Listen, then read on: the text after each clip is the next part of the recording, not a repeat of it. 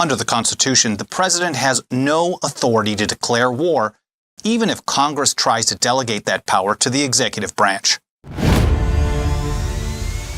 Anytime we point out that only Congress has the power to declare war, we hear from some people that the president doesn't really have to worry about that because of a law passed in the 1970s.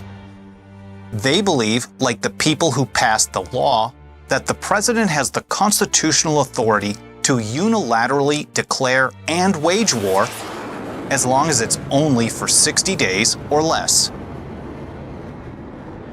They're wrong. The law they're talking about is the War Powers Resolution of 1973.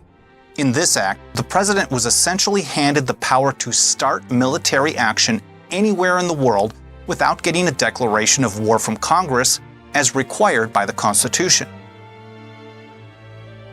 In fact, the law so disregards the power to declare war that it reduces it to a mere suggestion that the president consult with Congress when possible. The only significant limitation is that it requires the president to withdraw troops within 60 days, absent a declaration of war or specific congressional authorization to extend that time. On top of it, the law allows an additional 30-day period for the military to disengage if Congress fails to declare war. Under the War Powers Resolution, Congress took a power delegated to it in the Constitution and transferred it to the president. But Congress was never delegated the power to pass the buck, not for 60 days, or 1 day, or even 1 minute. They're simply not allowed to transfer their power to somebody else, not even the president. And Congress isn't authorized to change the Constitution by passing a resolution. There's a specific process for that.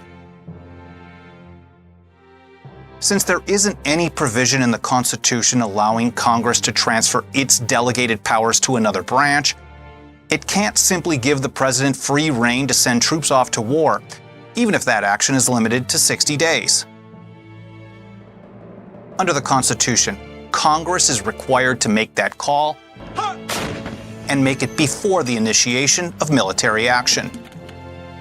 In short, the War Powers Resolution doesn't give the president any power at all because the law itself is unconstitutional.